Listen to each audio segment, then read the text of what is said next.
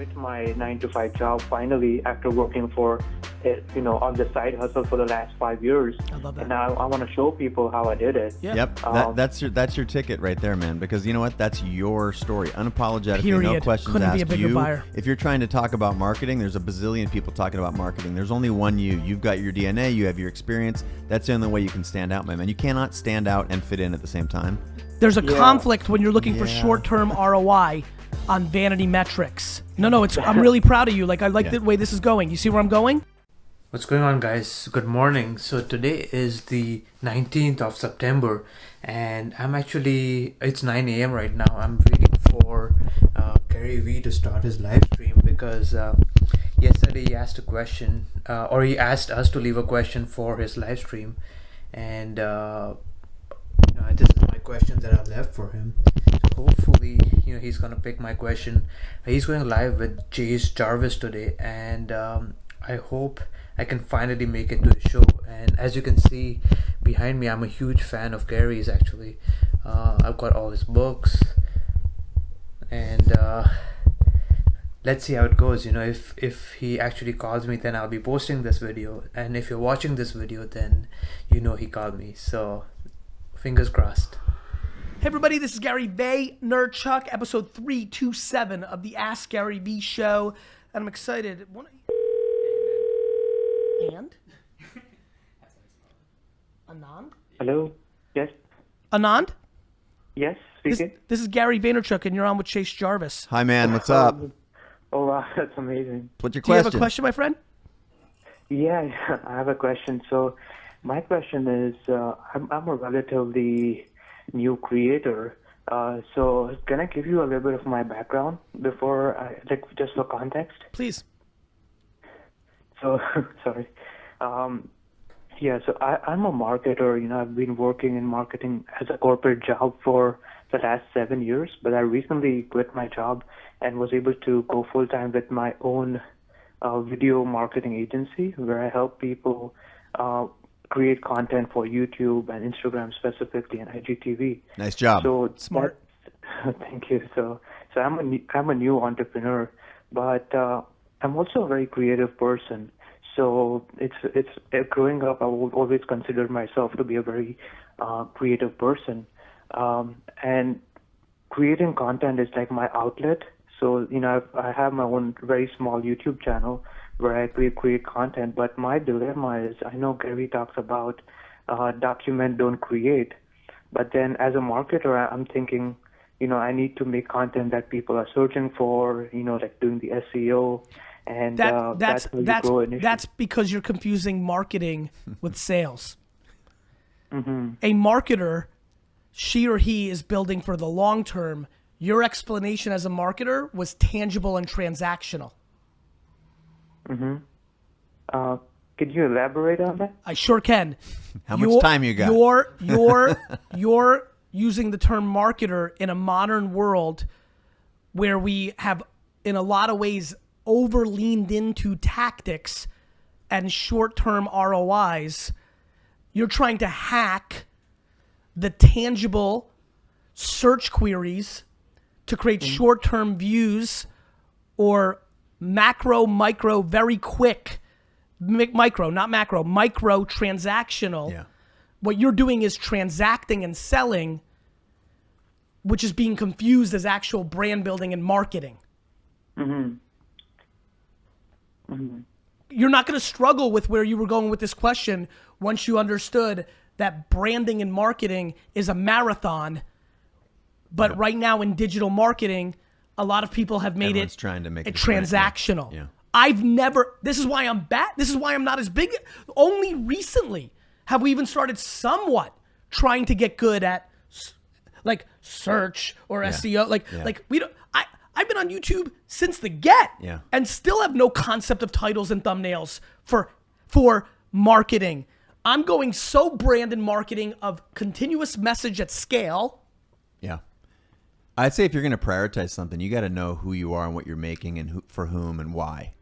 The other stuff takes care of itself over time, but if you do the other stuff first, it's backwards. It's like you're going to go be a banker because your parents told you so. You need to look at like, what do you want to do? And the market, all the little SEO, all those little nuts and bolts, it's great. If you're literally living your life by the data exclusively, then you're going to look like everybody else. You're going to be fighting for the same search terms. And how are you going to stand out? The only way you can actually stand out is by being unapologetically, no questions asked, you. And my friend, and Anand, what ended up happening is it even blended into the creative. The reason people continue to post the same photos of their TNA or of their abs or of a beautiful place they went into is they know that the likes are going to be there.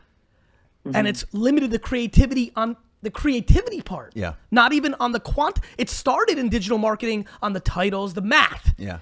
But it's subconsciously has blended into the art itself, where people right now are posting on Instagram things they have no passion about, but they know it will do well. Quote, do well. Because that do well. Correct. Do well Correct. is a very. But do well to the way he framed up his first two things out of his mouth. 100%. I don't, those don't come out of my mouth as a marketer. Which is interesting. If they take likes away, the world's going to get a hell of a lot more creative. I'm pushing. It's going to blow up. And let me rephrase. I'm pushing something that I didn't think of. Yeah. Kudos to them to testing it in Australia and Canada. I got wind of that. I'm like, this is fucking. Yeah. I was on the make new shit, but I was trying to encourage people to be brave. Instagram's doing it for you. Yeah. Everyone's mad at the algorithm. They're starting to learn how the algorithm actually works. They watch human behavior. Yeah. By the way, Instagram's taking away the likes, not for their health. Right. They're doing it because they observed in data what I observed as what I do for a living, that people were starting to limit creativity. Yeah. Hey, Anand, do you understand? Go ahead. Yeah, no, Anand, you feel like you're understanding what we're putting down here? You feel like you're getting your question answered? I am, yeah, definitely. I think it's a struggle between, there's that conflict between this is what I want to put out into the world. I want to share my journey, which is, I'm a marketer and new entrepreneur, and I was able to quit my 9-to-5 job finally after working for on the side hustle for the last 5 years. I love that. And now I want to show people how I did it. Yeah. Yep. That's your ticket right there, man. Because you know what? That's your story. Unapologetically, Period. no questions Couldn't asked. be a bigger buyer. If you're trying to talk about marketing, there's a bazillion people talking about marketing. There's only one you. You've got your DNA. You have your experience. That's the only way you can stand out, my man. You cannot stand out and fit in at the same time. And you're only going to get there by being you. Anand, what I would tell you is this is why I push patience so much. There'd be absolutely no conflict if you actually were willing to wait. Do you? Does that make sense, Anand? Do you see where I'm going with that? There's a conflict when you're looking for short-term ROI on vanity metrics. That's right. I know. That's right. No, I'm really proud of you. Like I like the way this is going. You see where I'm going? What people may not understand yet about what I'm doing is the reason I have 7 to 11 things I'm standing on is you need them all. You need all those ingredients to properly cook the meal. The second you take away patience and you buy into everything else I'm saying, you're vulnerable. The second you take away work ethic because you don't think hustle's cool anymore, you're vulnerable. The second you take away empathy, you're vulnerable. What I'm putting down based on what works for me and others, and I try to remind people that as I observe them, is the ability to have all the ingredients there, because once you take one out, the vulnerability comes. Hearing you, who's been listening, and I can see what you're putting down, by you quantifying what we've just been talking about and adding that patience element immediately eliminates the friction for short-term metrics. Yeah. Why do you think I started with 80,000 subscribers on my YouTube channel or whatever it was when D-Rock and I started 4 years ago, 5 years ago?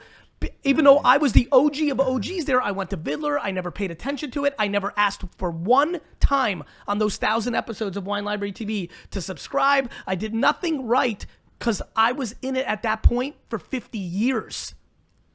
Yep. You got this, man. Right. You got this. So if I was to ask you, my platform of choice is YouTube. I just love the platform, and I feel like I can create my best content on YouTube. So what would you suggest?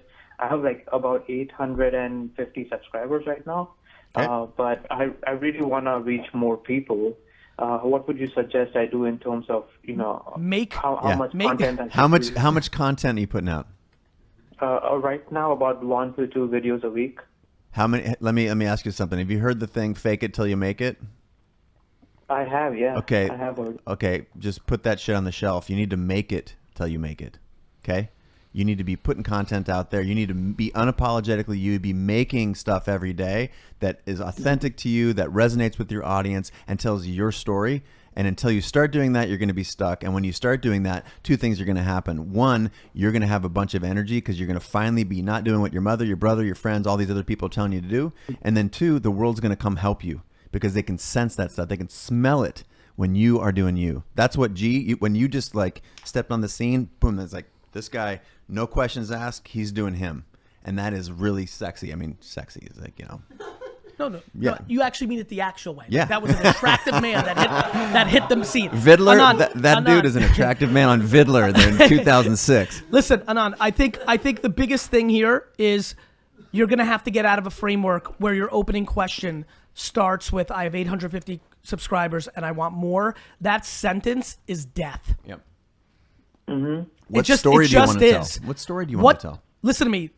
I'm in a very interesting zone post vacation. I guess I could feel it, like a lot more angles. I'm about to tell you something else. Why do you think I put document on a pedestal and try to get you to make the ROI, the fact that your grandkids are going to see it? Is because I actually think everything everyone's doing now, when they're older, I predict 98% of the people on earth that create content right now at scale, which is everyone, by the way, at some level, that the best thing that happens from it, this is now 98%, this is a guess, arbitrary, but this is how I feel, this is the number I'm putting on it, that the best thing that happens is not they quit their shitty job and start a huge company, it's not a viral moment, it's not anything else than in 54 years, their granddaughter's gonna come up to them and say, Nana, I'm just like you. In 2021, you said this, and that's how I think too. That sentence, because that's who you're gonna be at 90. Yeah. That's what you're gonna care about, your family.